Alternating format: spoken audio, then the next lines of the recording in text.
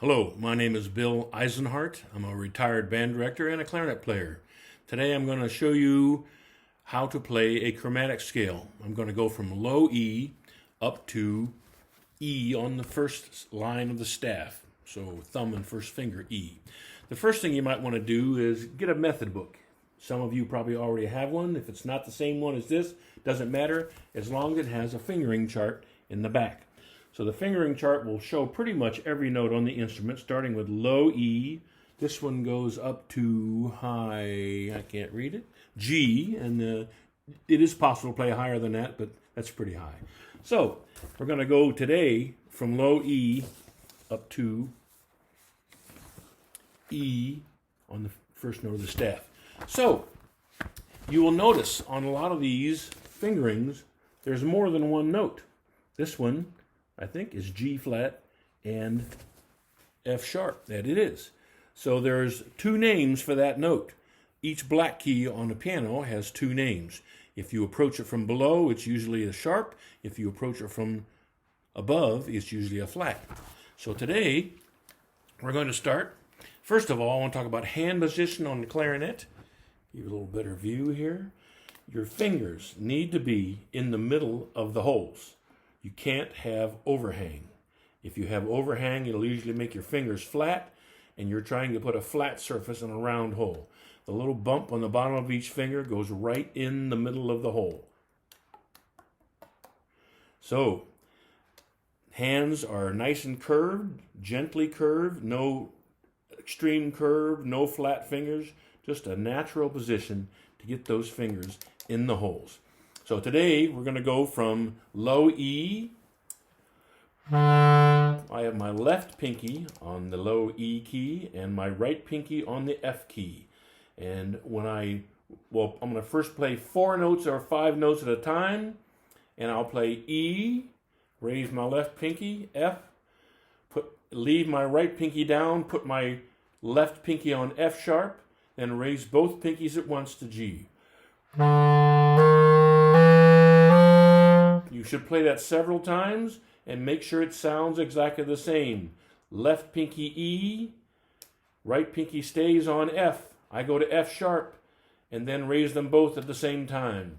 Going backwards, I will start with G, put both pinkies on at the same time. Then I'll raise the left pinky, the right pinky stays on that F key, and then low E. Here's going down. So when I go up and down a few times, you'll notice this right pinky only comes off for the top note of the 4.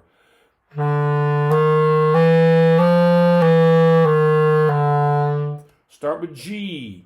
I'm going up now. No pinkies are on the moment. I'm going to put my right pinky on G sharp, raise 2 fingers at once to A, and up to A sharp, same as B flat, first finger. When I go back down, B flat, A, now I have to get both of these fingers on together. If they don't hit at the same time in the hole and on the key at exactly the same moment, you'll get a bump.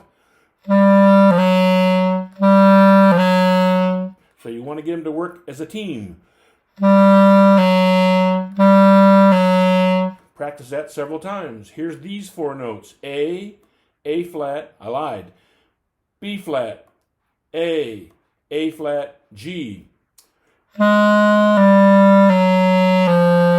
Up and down.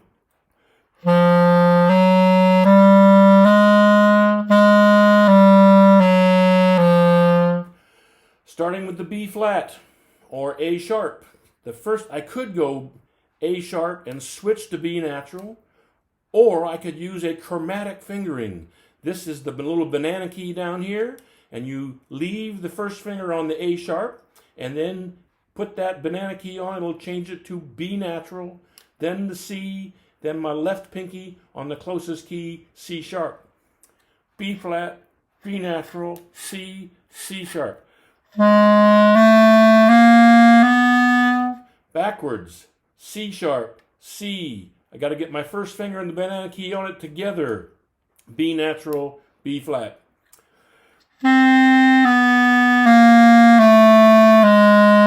one extra note there, sorry. Starting with C sharp. All four of them up and down.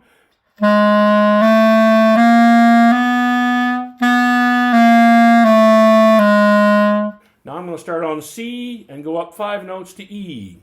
C, C sharp, D, a bottom side key on the right side for a D sharp, then E.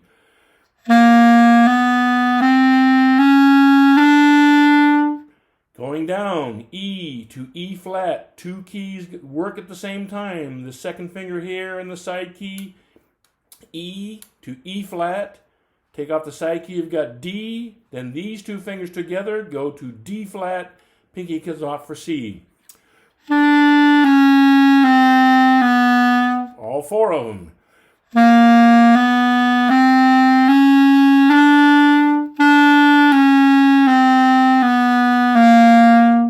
So my suggestion to you to learn how to do this would be to do those patterns of 4 or 5 notes over and over again.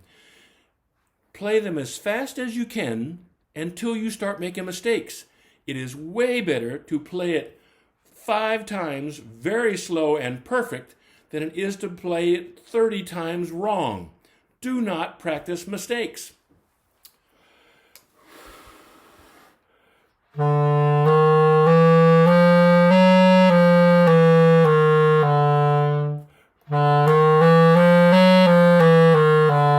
So each of those things, when I tell you that these 2 fingers need to work together as a team, you need to do that. You can't just be sloppy and do left pinky, right pinky, left pinky, right pinky. You can't do that. It will slow you down.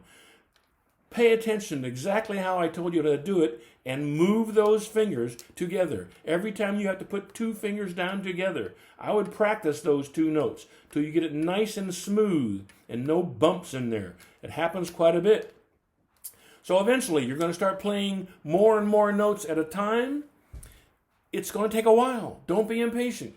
Do 2 or 3 minutes of this every day, playing 4 or 5 notes at a time. Soon you'll have it memorized. You can just get your horn out, and while you're warming up, play these little patterns.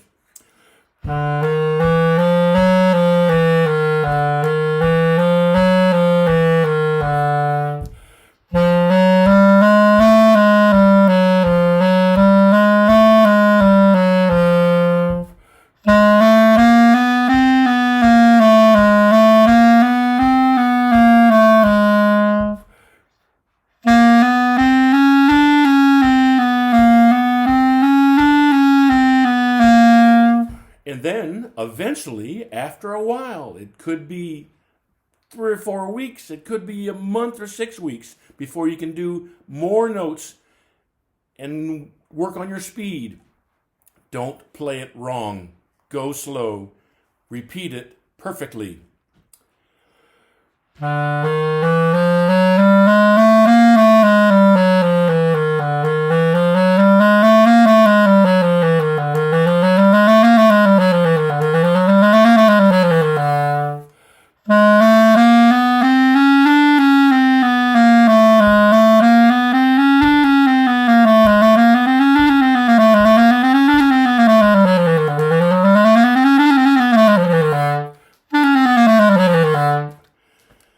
There are people who can play it faster than me. They've practiced more.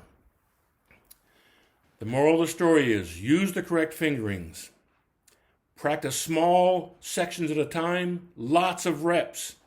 As soon as you start to make mistakes, get bumps, whatever, slow down. Play it lots, perfectly. Chromatic scale.